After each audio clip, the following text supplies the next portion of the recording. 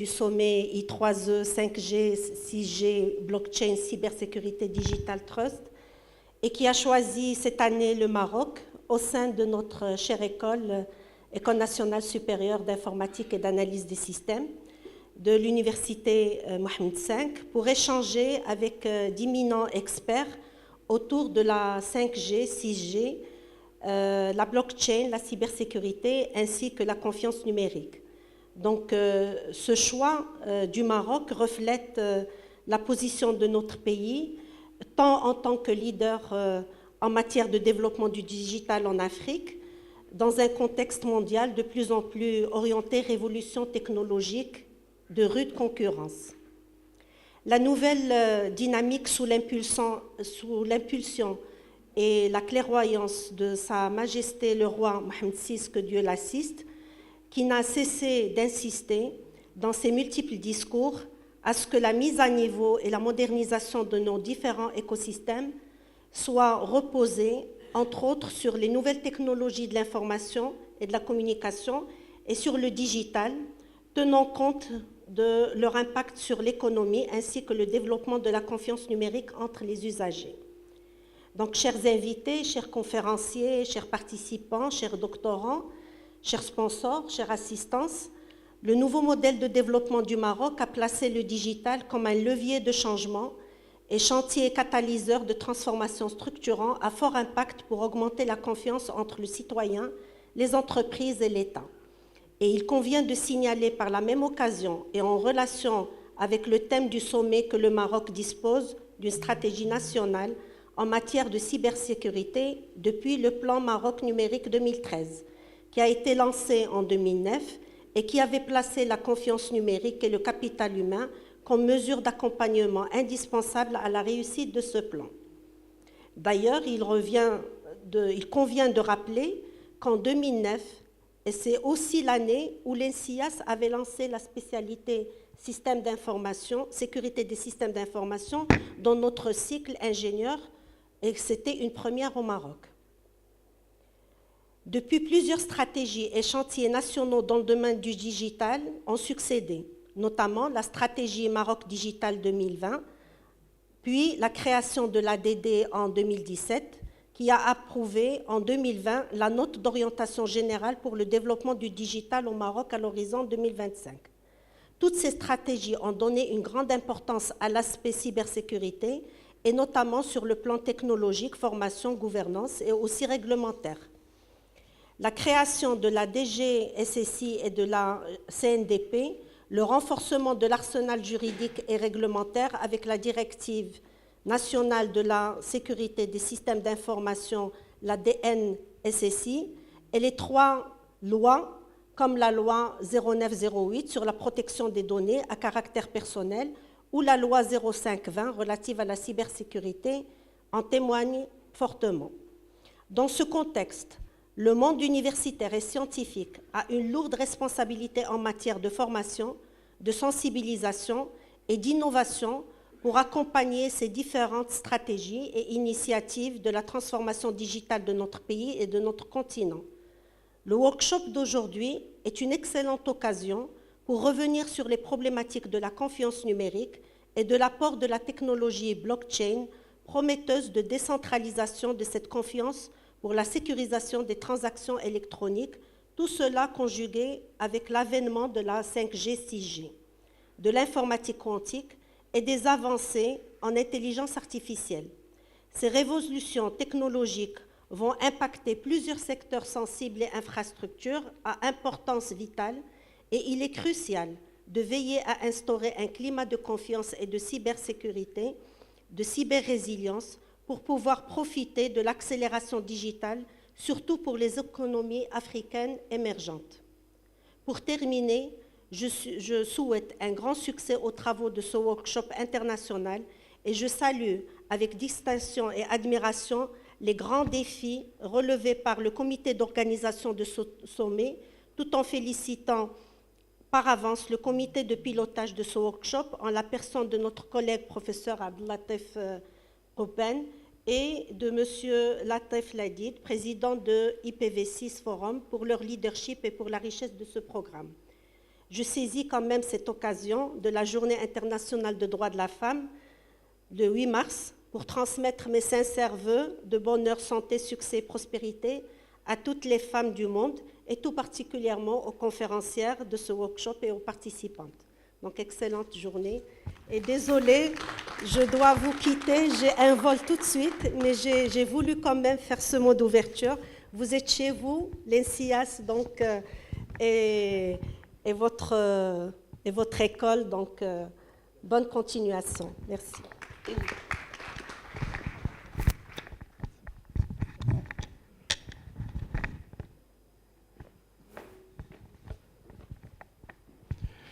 Thank you, dear Dean. I know that you have your son getting married this week, and he just finished his studies at a very important university, or and his wife as well is Moroccan.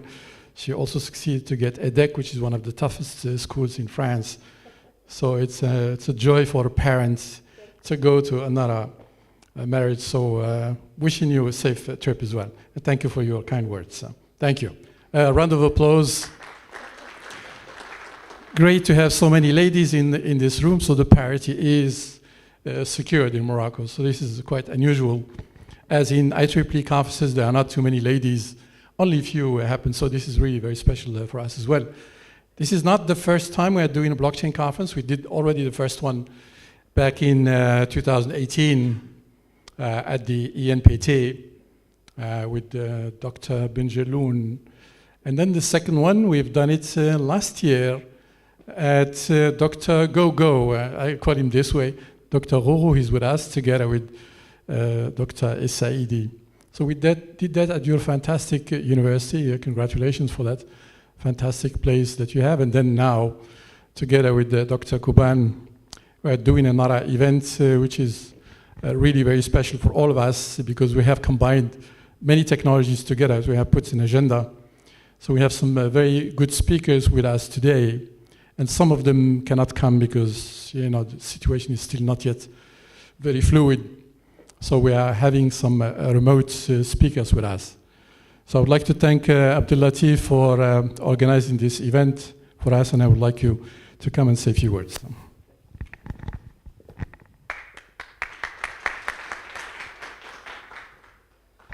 Thank you very much, my colleague, Professor Latif. Good morning, distinguished guests, ladies and gentlemen. It is my great pleasure to welcome you all to the IEEE 5G, 6G, Blockchain, Cybersecurity, and Digital Trust Summit. First, on the occasion of the International Women's Days, I would like to extend my heartfelt wishes to all the women out there who are making a difference in the world. Please let's applaud the women present among us. Happy International Women's Day. As the chair of this event, we would like to personally thank the VIPs who made this summit a real success.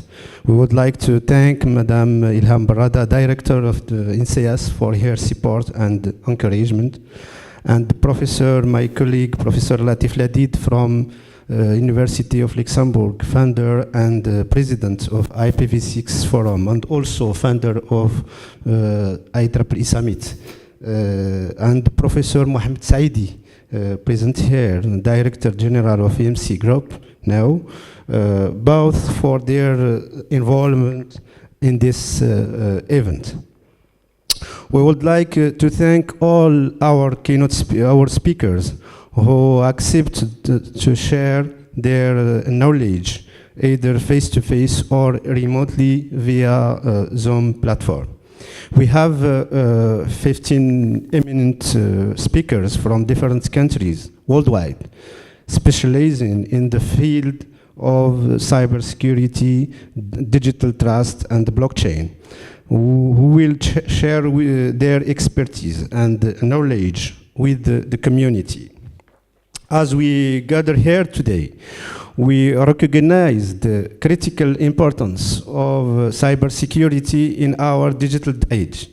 Cybersecurity has become an essential element in protecting our personal and business information, safeguarding our privacy, and ensuring the continuity of our critical infrastructure.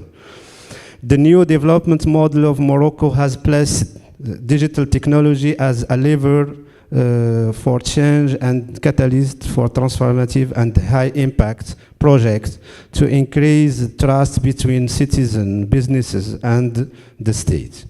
In the continuity, the CNDP and IDD and DG SSI, this is the administrative department of the state, have instated several projects in this direction. Furthermore, the new electronic national identity card governed by law number 420, which was launched in August 2020, goes in this same direction. This summit provides us with a unique opportunity to learn and exchange ideas on best practice, emerging trend, and technologies in cybersecurity and digital trust. We have assembled a group of experts, and through that leader who will guide us through the complex and ever-evolving landscape of cybersecurity and digital trust. As we begin this event, I urge us all to actively participate, ask a question, and share our experience. Let us take the advantage of this platform to enhance our knowledge and build lasting connections that will strengthen our cybersecurity position. Once again, welcome to this IEEE 5G, 6G Summit on cybersecurity, blockchain, and digital trust. And I wish us all a productive and engaging session. Thank you very much for your coming.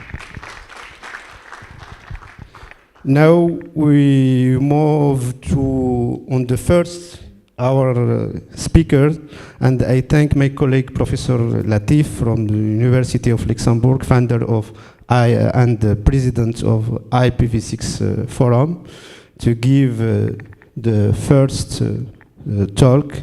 And I thank him for involvement and organization and the success of this event. Professor Latif, the floor is yours.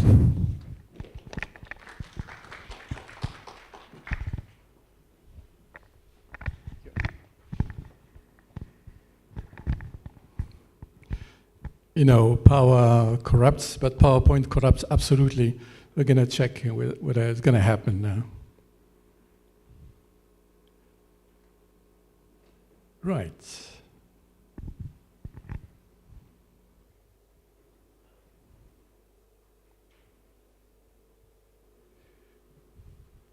Looks good.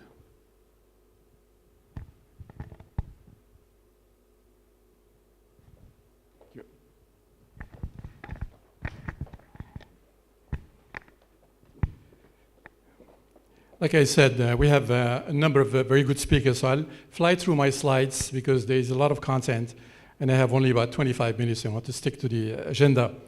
So, you know, a lot of people don't know one fantastic thing is that in the days of the pharaohs, their priests, they were also the medicine man, and they thought that the heart was the center of intelligence and emotion. And they didn't think a lot about the brain. So basically, when they mummified the pharaohs, they took the brain away and threw it away. But they put the heart in a pot and put it next to the mummified pharaoh, thinking when he wakes up, because they thought they were gods at that time. So they'll wake up, just put the heart into the body, and he wakes up. This created really one of the biggest fake news we have currently today, because basically, you know, intelligence and even love happens in the head, not in the heart.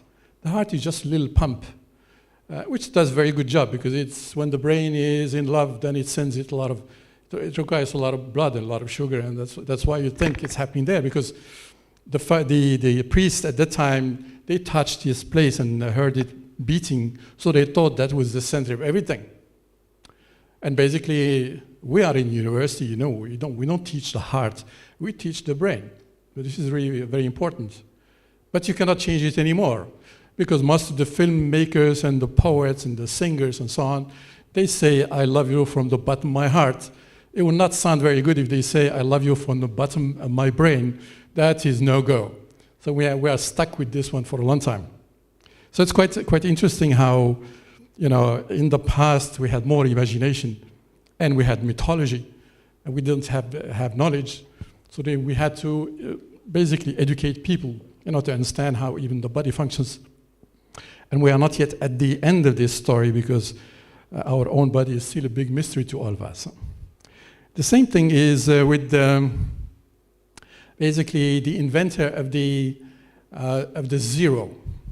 So you know, zero in Arabic is sifr. What is it in French? How is it called, sifr in French? Chiffre. Okay, so the Arabic numbers were called les chiffres. So the Arabic numbers were taken as the basis for mathematics. The Germans, they call them Ziffer, which means that these are the Arabic numbers. Now, the issue what happened is, although it was based on the Indian numbering system, but their zero was a dot below the number. So they had 1 and dot below, that was 10. So what Khwarizmi has done is put a dot at the end from 1 to 9 and dot. This is still our way of presenting the Arabic numbers. Okay, so we don't have 0, because the 0 is the 5. Okay? Interesting enough is that later on, we had a couple of priests. One went to Cordoba and the other one to Beja in Algeria, studying the Arabic numbers. Especially, both of them became popes later on. And they could not convince the European government to accept the 0, because it was coming from a Muslim territory. So they called it the evil number. So it took about 300 years to move from the Roman numbers to the current Arabic numbers, which in German, they say the Arabic numbers. They don't say just the numbers. It's the only country that still sticks to the terminology. So it's quite interesting that, you know, the Greeks and the Romans couldn't do arithmetic or algebra, and not let alone logarithm, you know, the log thing. I guess you all had your baccalaureate with algorithm stuff and so on and so forth, which is the base of computing today. But obviously, since it is coming from the Muslim territory, it is not part of the European culture. This is something that we have to work on in the future. All right? I'll be quick because I don't have much time. So basically, we had, you know, an interesting start with ARPANET, due primarily to one of the Sputniks sent back in 1957, and it shocked the Americans. And Eisenhower said, we have to do something about it. So he started ARPA, which is the Agency for Research, which gave birth to the internet, first of all to Apollo on the 17th of July, 69. And then the internet started on the 2nd of September, same year. So it's quite interesting that the origin of our evolution started with a Russian Sputnik. So the peep that they heard was basically something very fundamental. It's interesting that Bobcan and Vint Cerf, they invented TCP/IP already in 71. Then it took 10 years for them to implement it on the internet in 81. But unfortunately, in 85, the US government, with many organizations, especially OSI, have stopped the internet from 85 until 91. It's only in 91 that Al Gore, during the election, he said they invented the internet, and then the NSFNet was reopened in 91. He won the election with Al Gore. So whenever I go to the US, pick up taxi drivers, most of them are from Eritrea or from Ethiopia. So I ask them, who has invented the internet? Oh, it's Al Gore. It is quite amazing. A lot of people think it's that way. So it's quite interesting that the internet has really a lot of enemies because of its openness. So most of the telecom world didn't want to have that, and we saw the same thing happening with 3G. They didn't want to include the IP protocol. So I had the chance in 1999 to talk to ENSIAS. We made a lot of presentation in order to include IPv6 into 3G, in order to create the internet wireless revolution. So you have to know in advance what's happening in the world and how you can accelerate deployment of something for the rest of the world. So I won't go into this one. So some of the important features that are fundamental, and you will hear that from the next speaker talking about blockchain. So you need to have identity, and you have to simplify the internet, which is auto-configuration. So when you hear about autonomous networks, they don't include IPv6 in it. So without IPv6, you will not have an autonomous network. But they don't understand that, so they think somebody, some god is going to make it happen. And multicast is really fundamental. So multicast does not work on IPv4 because we had only 2 Class A addresses for multicast, which are 225 to 226, while IPv6 is fully multicast. All the billions of addresses are multicast right from the beginning. And then obviously mobility and security privacy are fundamental into V6. So whenever you connect to the internet, the operating system just randomizes your MAC address, which is the indicator of your presence on the internet, so that the other guys don't know that you are connecting to the internet, which is really fundamental. So once you want to introduce these privacy things and so on, it has to happen in the operating system so that it scales worldwide. So if you do it on certain programs and also with kind of regulations on, it will never happen. Especially most of the operating systems are in the US. And privacy is the biggest business. So if you cannot convince Microsoft, Google, and Linux to do that, you will never have privacy. Okay, so this is fundamental. So you hear about a lot of privacy built in. You cannot do it on the application side. You have to do it in the operating system. So this end-to-end model is really very good for many things, especially for all these end-to-end applications, such as blockchain or voice over IP is the first one, which has not been done as such. It was rather an overlay instead of an end-to-end solution. So innovation will happen rather with IPv6 in multiple ways. So the deployments in the world, we have about 2.5 billion people using IPv6. So the number one is China, and then India with 700 million. So I would expect that the internet will be running about 2/3 in Asia. So you would expect a lot of innovation coming out of that part of the world. So in terms of deployment, so currently none of you has an IP address here. So you are still in the luggage class on the internet. Okay, so you have multiple phone numbers, fixed and wireless, but you don't have an IP address. Because the current IP address space is limited to 4.3 billion IP addresses, but we can use only 2.8. And from the 2.8, 1 billion addresses are basically in the block house, which means they are used by spammers and hackers and so on and so forth. So we are running the internet today with just 1.5 billion IP addresses, which is really magic, because with such small IP addresses, so you can do it only at the servers and on the autonomous networks. Okay?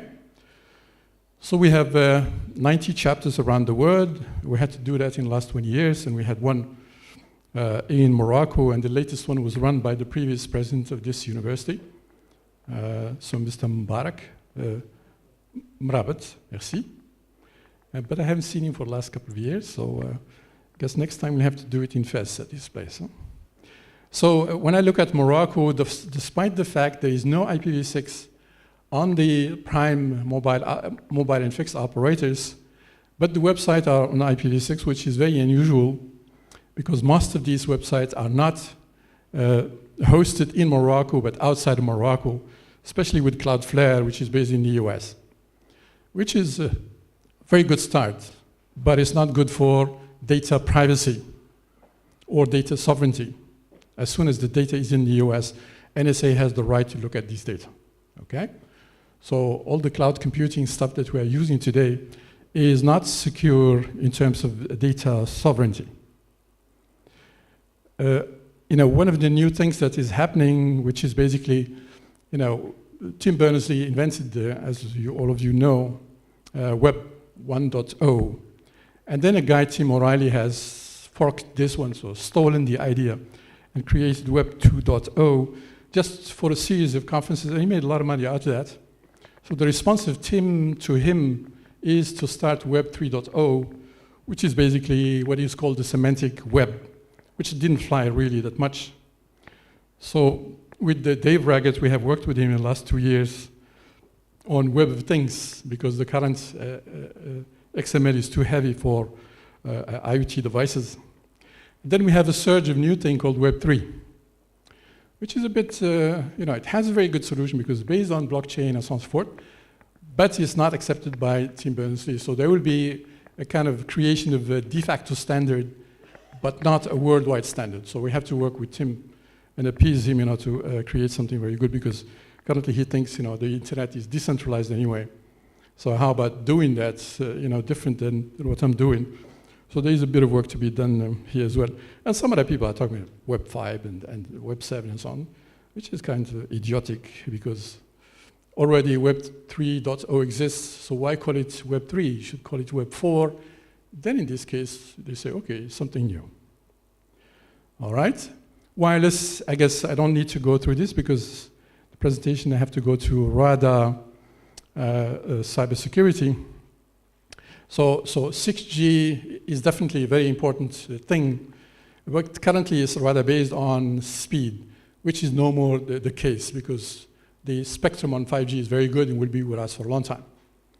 So if we go to terahertz has very high speed, but its limitations are very strong, which are basically it cannot roam outside, because if it's raining or leaves are falling, then the communication is disrupted.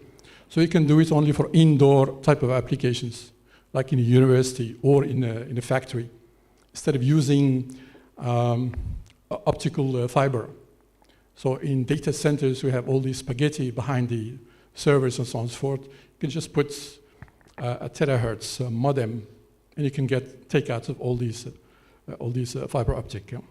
So there is a strong interest in doing it in kind of deeper verticals.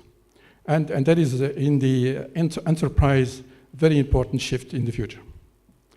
A quick one on IoT is also fake news at the beginning, because Kevin Ashton was the marketing manager of the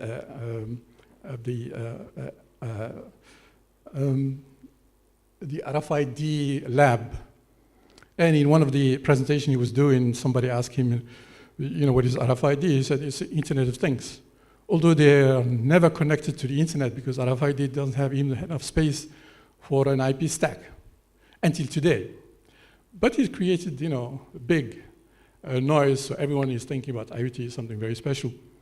So you have to do rather smart IoT devices where you have an IPv6 address in it, and then you create the two-way or multi-way IoT stuff, and this is when you're doing research in this area. Move to IPv6, and then you have real Internet of Things. So I think this is worth one word. So a lot of people think that South Africa or Africa didn't produce anything. As a matter of fact, two guys from South Africa, from the University of Cape Town, invented cloud computing based on what is called real IP addresses that they could archive and redo them for new transactions. And they were hired by Amazon and created what is called AWS. In the meantime, they have left.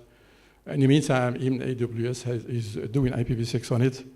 The issue is that since it's based in the US, due to Cloud Act in the United States, so basically data sovereignty is an issue.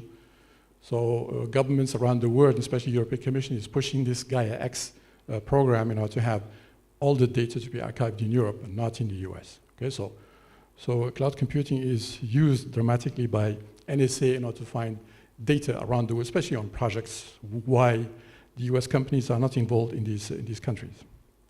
So quickly, cybersecurity threats.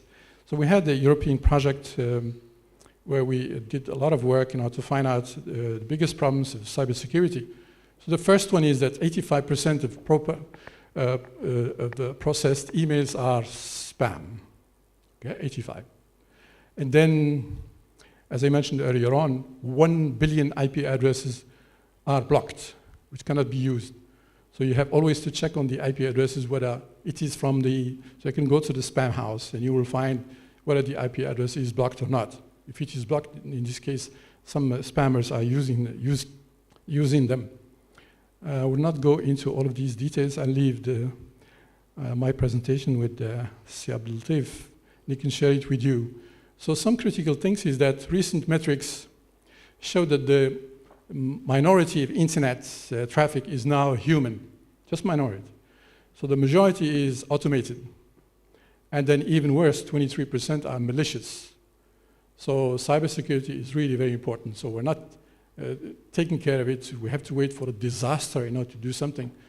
So because there is no business case for security, and it is expensive, so people wait until they are hit and then they start working on it. The worst invention is DNS. Because in the 80s, the decimal addresses, 125 dot, so on and so forth, was not readable. So Paul Moka-Petris invented DNS without security. So people are using it because they wanted to type the name of this thing. But then the hackers can find right away the IP address of that website. So DNSSEC was introduced, but it's too complex.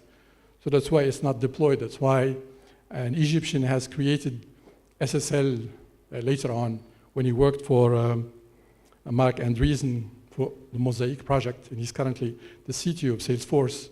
So he invented that, but it didn't work because you need to have routable IP addresses between people. That's why now all of our emails are on the clear. Okay, so watch what you're writing. Anyone can read it. So if you are suspects, they can read your emails. Watch that, especially in places like Russia currently. So but the biggest threat are going to come from IoT, because these are dumb devices, so they can be attacked and they can be used directly to access the biggest mainframes, which happened many times in the US. And in order to fix basically security on IoT, it will take about $134 billion to do that. I doubt anyone is willing to pay so much money. So we looked at the various threats, and the list is quite long. And we created an application to check on the various securities. So we can see that basically Russia is the first place where hacking is starting from. Back in 2018, Luxembourg was the #1, because one Russian bought a small company in Luxembourg, and he was basically channeling all of his attacks through Luxembourg outside, but not attacking the Luxembourg government. So I met the prime minister, and I told him this, and he told me, are they going to attack Luxembourg? I said, no. He said, well, it's a registered company, we have accepted it, we cannot stop that. But still they are #10 in the world. So you can see even governments are not really that smart to do these things. So I just pulled out of that discussion because I didn't want to be suspected for any work with these guys.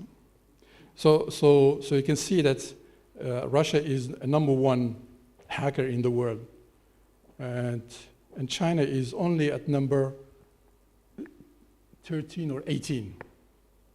Okay? So you can look at this application on the web, and you can see that Morocco is in the area of, I think, 122 from the 200 countries that are included in this one. So it's really very important. I will not steal much from the next speaker, Thunder. So I'll just tell you that, so we have blockchain, and on the back of blockchain you have multiple applications possible. One of them is crypto, which is one of the nightmares today. So you have about 30,000 people trying to sell you some kind of Bitcoin service or whatever crypto stuff and so on and so forth. But really very important is the kind of utility applications. So for the different supply chains or factory chains. So what happens in all of the enterprises And all the sectors, you have the dealers in between. And it's the dealers who are making the money. So if you take a farmer who produces something, and then the dealer will fix the price on him. Last time when we were here, as a matter of fact, Craig was here last time at the conference with Dr. Gogo and Isaidi. So you went to see a ministry, and they mentioned that in Morocco there is a problem with the, for instance, the sugar canes, sugar beets that are produced in Morocco. So the dealers themselves, they check on the percentage of sugar. And if it is 47%, they have to pay them more. So they test it and they tell him, no, it's just 28%, so they pay him less, okay? So in all chains, you have these dealers in between who are just speculating and making money on the back of the producer and the end user. So blockchain can probably in the future eliminate all of these Ponzi schemes. So we have Ponzi schemes in every sector. Okay? These guys are making money without working at all, just playing with speculation. But I'll leave the presentation on this side. So basically, down the road, and by the end of this decade, and especially by 2025, we expect about 25% of the world will be on IPv6. And 50% will be on IPv6 and IPv4, so dual stack. And unfortunately, again, 25% will be on IPv4 for a long time. So this is the problem when you introduce new technologies, you create a digital divide, even if it is for the good of everyone. So education and this kind of conference is the purpose of this, so that you spread the word and do something from your side. So if you know Mr. Ahizoun, and we studied a long time together, so he doesn't want to receive me. This is recorded, so I watch what I'm saying. So Maroc Telecom does not want to implement IPv6 because they say it's too expensive. But he will be forced to do so because they don't have any IPv4 addresses. They want to go after IoT and blockchain and so on and so forth. So they are basically challenging their future themselves. It would be very expensive to do it at a later stage. So that concludes my little talk. Thank you.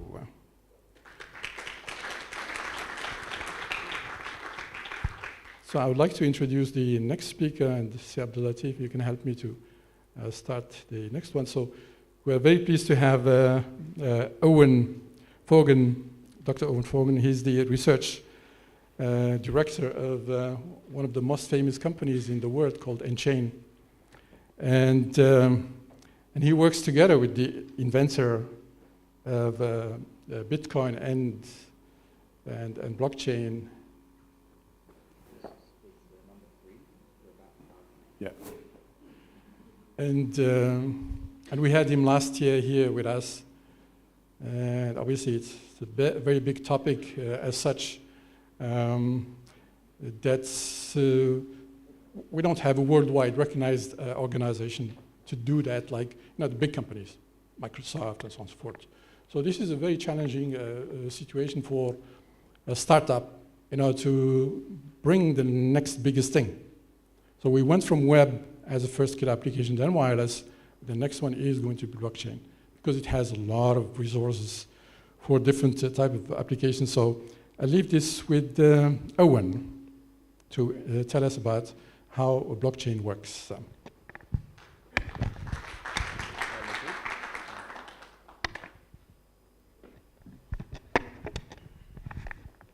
Hello, I hope everyone can hear me okay.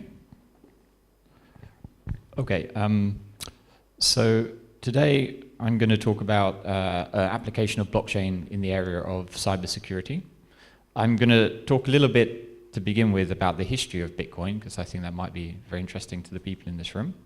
Then I'll talk about direct payments, because I know there's a load of IPv6 proponents here as well, and where IPv6 can come in. And I'll then talk about certificates, public key infrastructure, and I'll end with some use cases.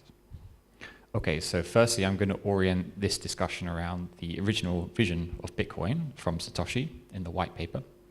So nowadays, in 2023, there are 3 distinct blockchains that are derived from the original white paper, and we call these Bitcoin Satoshi Vision, Bitcoin Cash, and Bitcoin Core, BTC, which you, sorry, I now realize these are an old version of the slides, but that's okay. I think I'll be able to get through. So Bitcoin Core is the one that probably you're most aware of. It has the largest market capitalization. But the problem with Bitcoin Core is it has block sizes with just 1 megabyte. So every 10 minutes, you get a new block with just 1 megabyte. And the problem there is transaction fees become very high because you're competing to get into the block space. On the other hand, Bitcoin Cash has block sizes of 32 megabytes. And the goal there is really to try and be able to use it for a global payment system like Visa and MasterCard. And they feel that 32 megabytes is enough to do this. Whereas Bitcoin SV has unbounded block size. And at the moment, that means it's around 4 gigabytes. So there's a very big difference. But if you go back far enough, all of these 3 blockchains have a shared history back to the Genesis block in 2009. And they kind of diverge in their ambition, shall we say. But yeah, you might not have heard of Bitcoin SV, so I wanted to take a little moment to explain why you might find it very interesting. So I think this graph here on the right is the most useful to know. So I created these slides on Sunday, and I just looked at the transaction volume in the last 24 hours. And you can see there's an order of magnitude difference between transactions on Bitcoin SV compared to all the other public blockchains combined. So in the blue is Bitcoin Core, then Ethereum in red, and Ripple in orange. So people are really using this for real-world use cases, which I'll explain in the next slide. And the reasons why they're using this are, well, I've listed some of them in bullet points. So the very low transaction fees. So the kind of economic model is very high volume, very low fee. It can deal with on-chain data, and in fact, you're encouraged to use it for on-chain data. It's regulatory friendly. So an example of this might be redaction. That's something I've worked on, how to safely remove data from a blockchain in compliance with regulation, and also how to recover your assets if they've been lost or stolen. So we've all heard examples in the news where, for example, someone might have died and they've lost their private keys or something. Well, we believe that you should be able to get those back, and that's perfectly within the current regulatory framework to do so. You just have to implement it in the code. The third bullet point, it has a full set of opcodes. This means you can have the maximum smart contract capability. So some use cases we've looked into are implementing different signature schemes on Bitcoin SV without changing the protocol, and other types of complex smart contract and things like that, so allowing more use cases through functionality. And it has a fixed protocol that is set in stone, and I've put this in quotation marks because this is something Satoshi said himself. And this is very important if you're an enterprise wanting to build a product. You don't want the ground kind of shifting under your feet every few years. A counterexample of this is something like Ethereum, where they encourage continuous development of the protocol, which is an acceptable approach, but you open up new risks and unforeseen things happening. BSV supports direct payments, which can fully utilize the security and privacy of IPv6. I'm going to talk more about those in a second. And secure instant transactions. So when a blockchain scales, some very interesting side effects happen, and one of them is that you have to have a very simple rule set for how nodes accept transactions. And one of the things that will happen is they'll say, okay, I will accept the first seen transaction that spends a certain out point. I won't accept any double spend of that transaction. And this is different to something like BTC or Ethereum, where if a transaction spending the same output has a higher fee, then the miners will say, okay, I prefer the higher fee, so I will accept that double spend. It's not even, it's acceptable behavior on those types of networks. So if you have a scalable blockchain, it only makes sense really to have instant transaction confirmation. And it's sustainable both in an economic sense, which I'll talk about in the next slide, and also a environmental sense. And that goes with transaction volume. So the amount of energy you need to produce a block is not related at all to the transaction volume. So if you're having a higher transaction volume, then the CO2 per transaction goes right down. So we achieve sustainability through scale. Okay, but this is one of the most interesting graphs, I think, to take home. And this is the amount of coins that are given to a miner when a new block is produced. So you might be aware that in the beginning there were 50 new Bitcoins per block, and this halves every 4 years. Recording in progress. To the point today where it's 6.25. And this is going to halve again in 2024, which is only a year away. And this is a kind of big problem for a lot of the blockchains, in particular BTC. So what happens when the block reward goes down to 0? Well, the solution is to make up for that in transaction fees. So the amount of coins you get for producing a new block is this subsidy, which decreases, but also the total fees in those transactions. So we really, for blockchains to work and to be sustainable, we need to get high transaction volume so we get those fees. And I very purposefully intersected this line at 2021 because that was the first time in the history of blockchain that a block was mined where there were higher revenue in transaction fees than there were in the block subsidy. And this happened on BSV through real-world use cases. Okay, so again, on Sunday, I just looked at the top 10 transaction senders on BSV. I won't go through all of these, but the top one, it says Record IoT. So this is an IoT platform, which you could classify as a utility application. My 2 cents, and by the way, they put 10 million transactions on chain for an average fee of $0.00009 dollars. My 2 cents is a social media platform. Religia is a wallet and data upload platform. Certi-hash is an interesting one, number 4, because it is a cybersecurity solution that's aimed at quickly detecting and alerting you of cybersecurity threats. So that's well, they've classified that as an enterprise application. But okay, I won't go through all of them, but you get the idea that people are using this blockchain for real-world use cases, solving very important problems. Okay, so I'll leave it there for the introduction to and history of blockchain. I want to pause if there's any questions or comments at that point, because I know that might be quite new information to some people.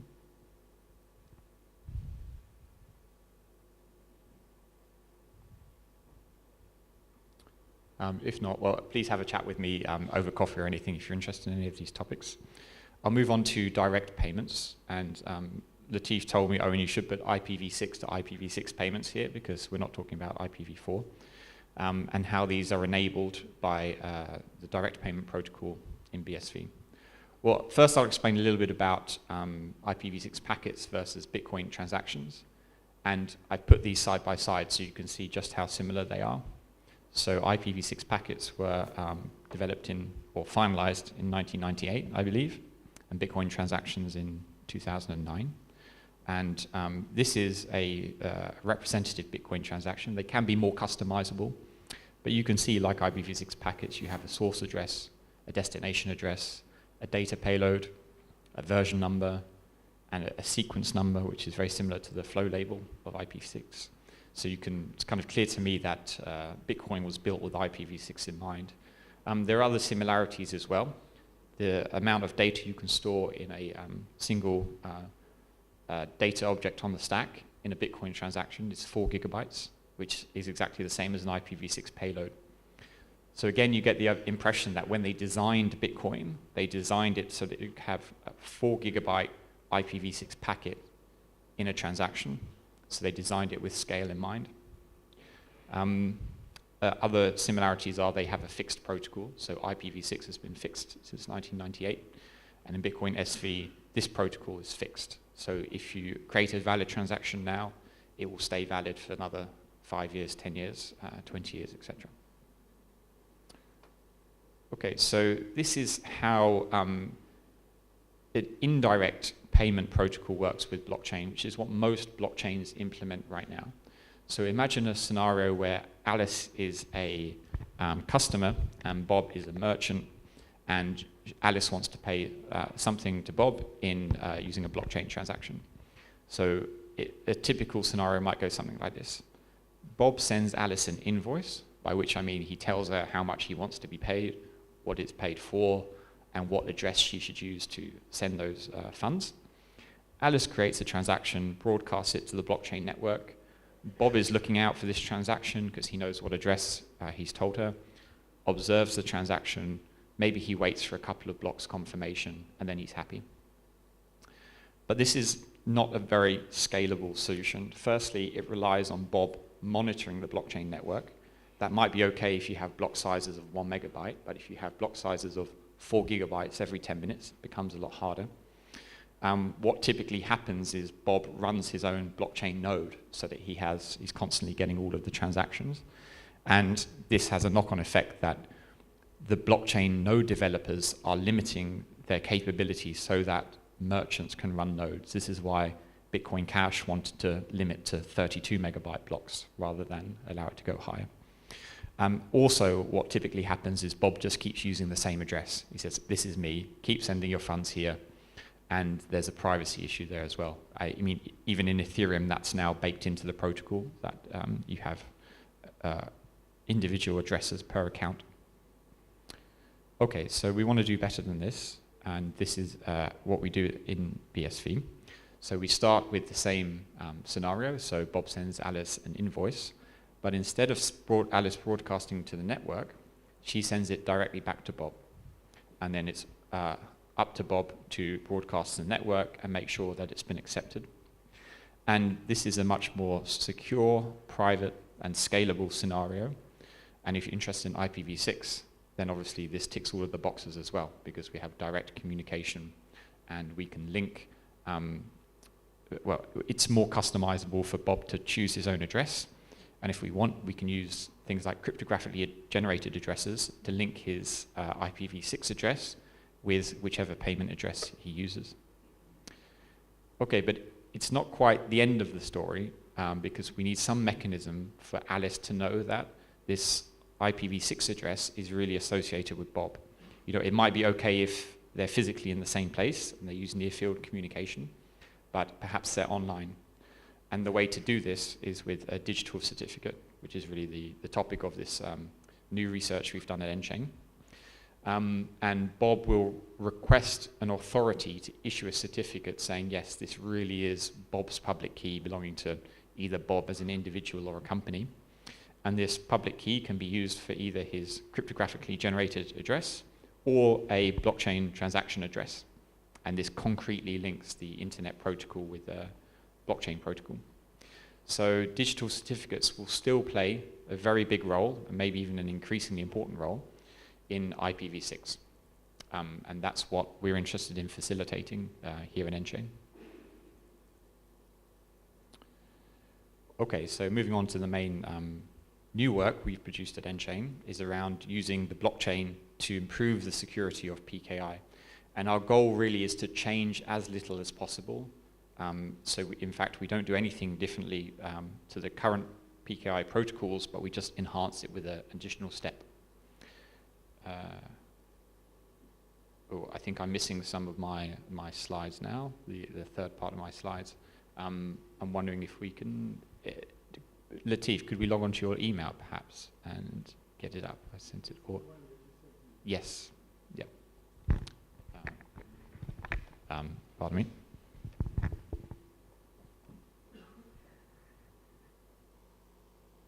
Will I be able to find it here, Latif?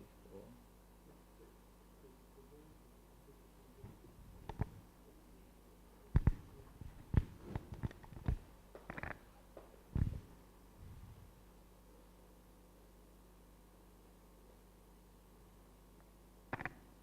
Is this your laptop?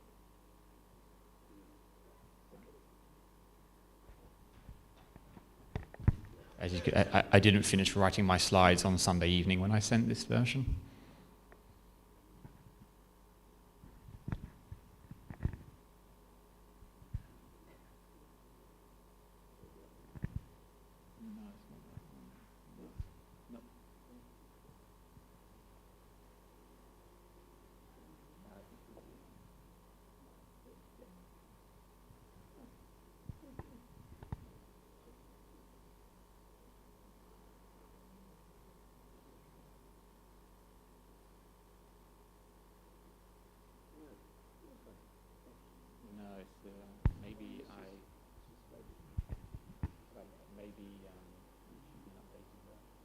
maybe to send another version.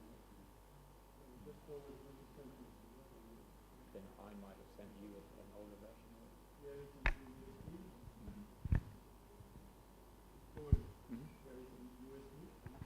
No, I have it on my laptop. Let me just think. Let me just see which one it is. You open that. Yeah, that's fine. Okay, so we won't worry about the slides. Thank you very much. So I was going to introduce the notion of a X509 digital certificate, which is the most commonly used digital certificate scheme out there. It underpins all of the security of web browsers. And it comprises of the name of the certificate issuer, the name of the recipient, the public key of the recipient, some of their attributes, like which domain they have or where they're based, and then a signature from the authority over the digital certificate.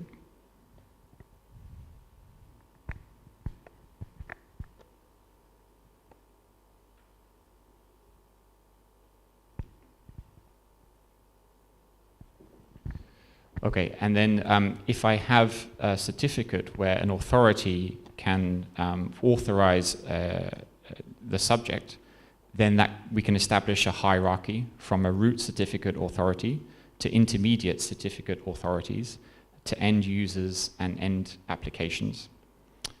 Now, what are the problems with the current digital certificate framework, which we call a public key infrastructure? Well, one problem is knowing exactly when a certificate was issued. Because all of this relies on signatures from private keys, it means that if a private key is ever compromised, then I can backdate a certificate. So if I get the private key, I can say this certificate was issued 2 years ago or something by Google, and that has happened, and people have had data breaches because of that.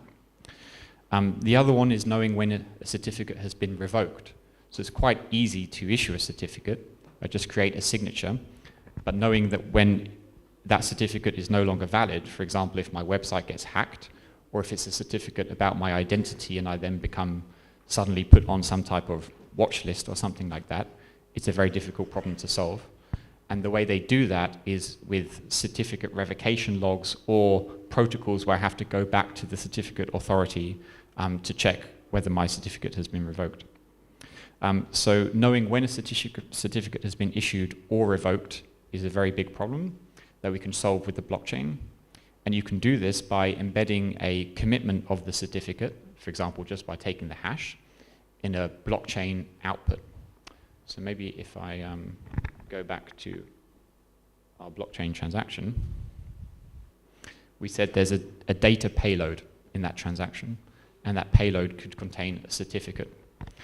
The blockchain gives you an independent timestamp through proof of work, which can't be faked. So if we embed a certificate on the blockchain, we know precisely, well, roughly to the hour when it was issued. And if we interpret the spend status of a transaction as the certificate's validity, then we can revoke a certificate simply by spending a transaction. So by embedding commitments of certificates on the blockchain, we get an independent timestamp and we get a natural revocation mechanism. So that's the kind of key driver of this piece of work. And if we're looking at use cases for this, well, the first one would be in web certificates. And this is something we've implemented at nChain and have a demo, which I can show you after the talk, where a website will go to a certificate authority to issue a certificate, which they will do on the blockchain, send back the transaction containing the certificate, which the website then gives the user. Then if the user wants to check whether this certificate is valid, they simply query the blockchain. They say, is this transaction spent or unspent? This is a more private and more scalable solution, and it allows businesses and users to become certificate authorities. And I think this is going to be a very important aspect of securing the future of the internet when we don't have these larger gatekeepers.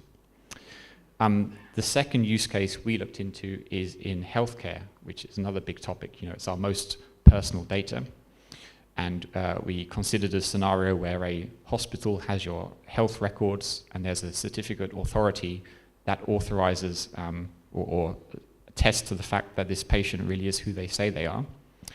And if the patient wants to grant the doctor access to a subset of their records, they can appeal to the certificate authority to say, hey, can you create a one-time access token saying that this is me granting access to this particular piece of healthcare to the doctor, who can then go to the database management and say, hey, look, I have this certificate allowing me to access this data, and it can be instantly revoked when that data is accessed.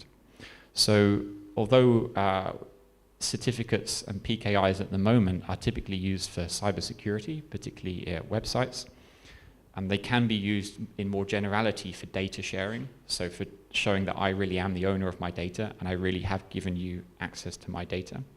And to do this, we need a lightweight, universal, single source of truth to manage this access, and that's exactly what the blockchain can give us. Okay, so that's the end of my talk. Sorry about the issue with the slides, but thanks for bearing with me, and I'll make sure they get circulated at the end. Okay, yeah, there is time for any questions or any comments, if anyone has them. Yes. Thank you. Yeah, I think there was a comment just over here to begin with.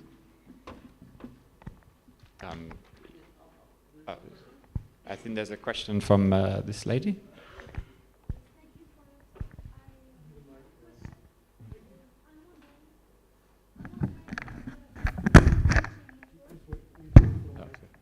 Thank you. In a blockchain network, what if the mining pool decided for some reason to not send or hide the mined block to the rest of the network? What I'm just wondering, what could we do? Yeah, so I think so the question was about miners, and what if they were to do something a little bit malicious by withholding a block. Well, in this case, it wouldn't make a whole lot of difference because a certificate doesn't necessarily need the blockchain.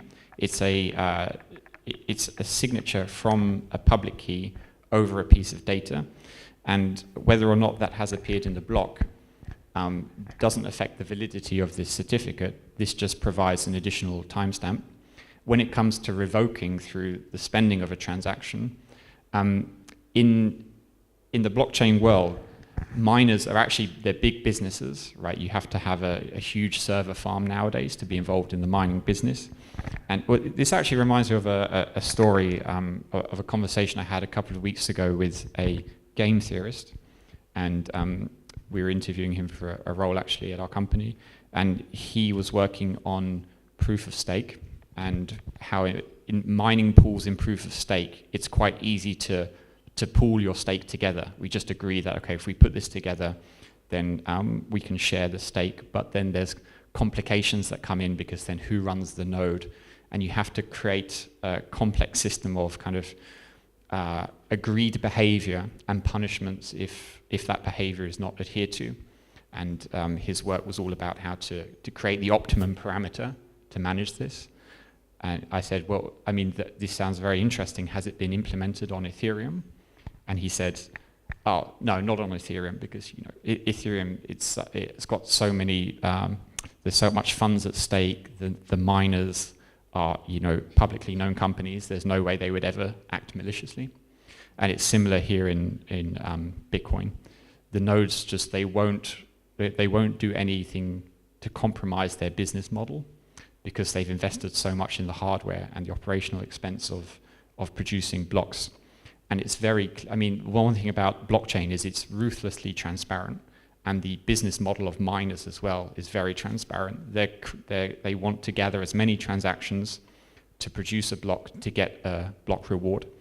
And so it's not in their economic interests to withhold a block for the purpose of not showing that a certificate has been revoked. So we rely on the economic incentive inherent in Bitcoin for that. Okay, next question.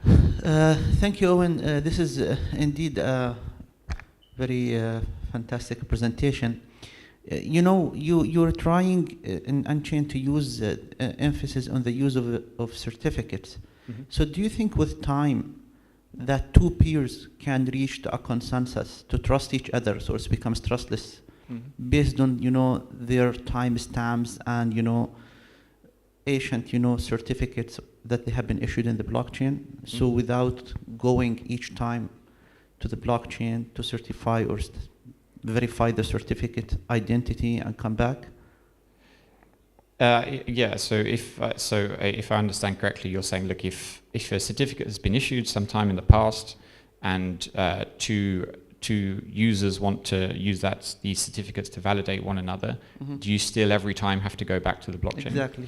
Well, I would say the reason to check the status of the certificate on the blockchain is to check whether that certificate has been revoked or not. So you have to think, why would I care whether a certificate has been revoked? And you might not care if it's just a friend or, let's say, a data streaming platform. All you care about is, are they sending me the data? Yes. And I don't need to keep checking whether their certificate's been revoked or not. But if you are, I don't know, a trading platform, you might have to periodically check whether your customer has subsequently gone onto a anti-money laundering watch list. So yeah, you don't have to do this every time. It's completely up to you. Okay. And for the chain of a trust, so if someone is a trust, if the certificate has been verified, and if there is a certificate with another peer, so do you look into the chain of peers? Yes. So if I can vouch for you, if you have a verified certificate with me, and another guy, he's trying to access a service through you, so can I vouch for you that I have signed certificate with you, so I reduce the computation and overload? This is roughly the alternative paradigm to a public key infrastructure. You would call that a web of trust. So you're authorizing one another and building up trust in that way. And that will be useful in many cases. I mean, I think a good example is something like Wikipedia. You know, the authors on Wikipedia, a lot of them don't use their own names, but we trust them because they built up a good reputation. They've written good articles over time. But it just won't do for the regulated industries. You really do need to have an authority to say this person is who they say they is. But yeah, it may be a lot of the social network use cases you're talking about. That's going to be perfectly fine. Thank you. There's another question over there, and Latifa. Sorry.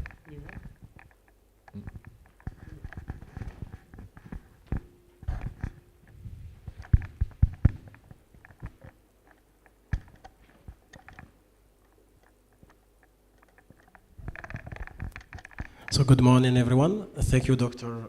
Vaughan, for your concise talk. I'm wondering, I have two questions. The first one is quite general about N-chain company. Maybe the N stand for new chain. I will say the application in healthcare, say argument for this part. Thank you very much. Okay. Thank you for the nice questions. So firstly, the N in N-chain, it was a mystery to me for a long time, but then one of our founders said it stands for, it originally stood for infinite, so infinite chain. But yeah, it's nothing to do with new blockchains. And in fact, we have the opposite view where we say, no, there is one blockchain, the Bitcoin blockchain, as designed in 2009, and that is all you need. And we have a vision that there'll be one internet and one blockchain. And that's very consistent with IPv6, for example. So no, we take the protocol as fixed and we try and create as many use cases on top of the protocol. Okay, in terms of the healthcare use case, so I think we can really think of this abstractly as me wanting to share some data that I own with someone who I've authorized.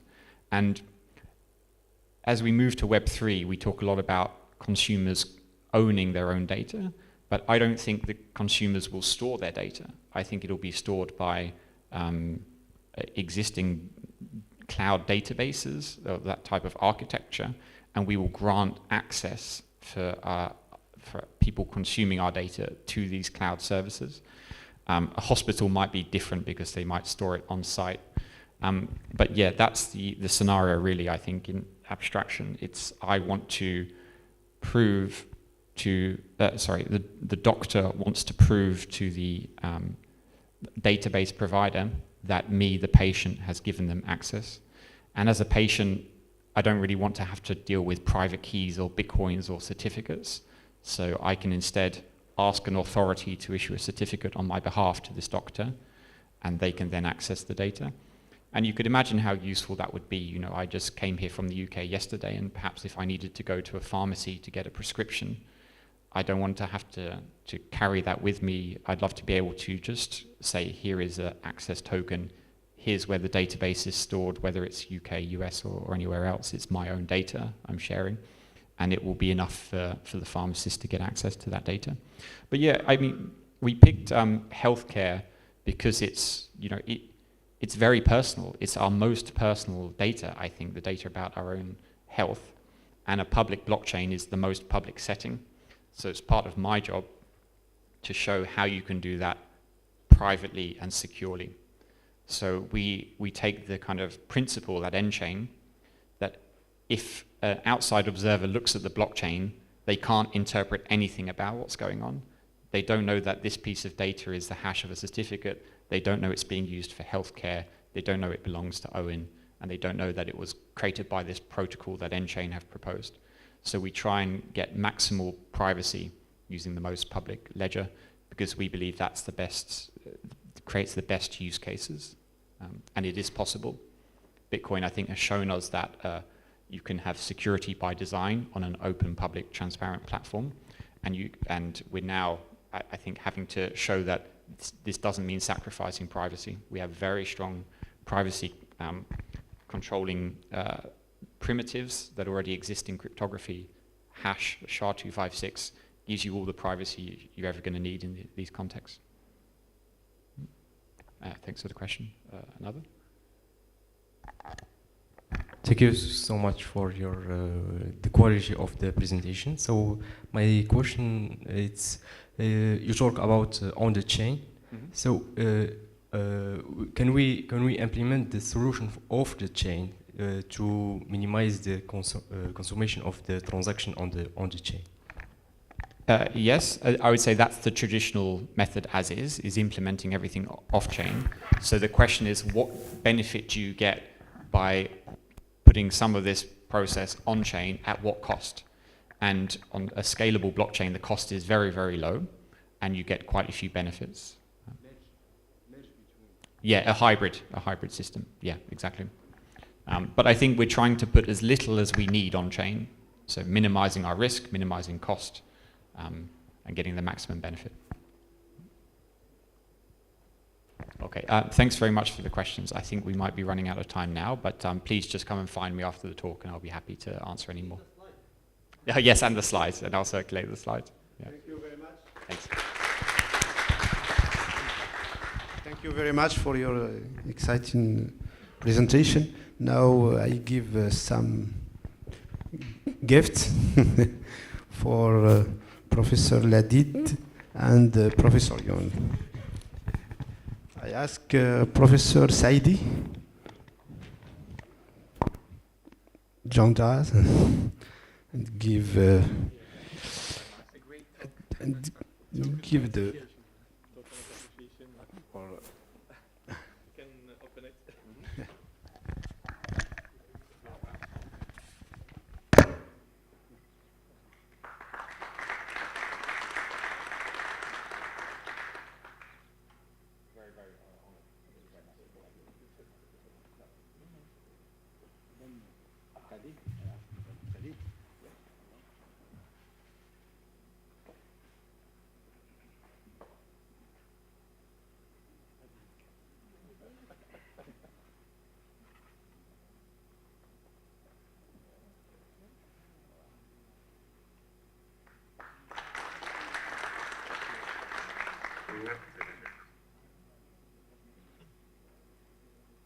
Okay, thank you very much. Now we are welcome to coffee break, and after that we continue. Back at 11 o'clock. Yeah, excellent presentation. Thank you. Recording stopped.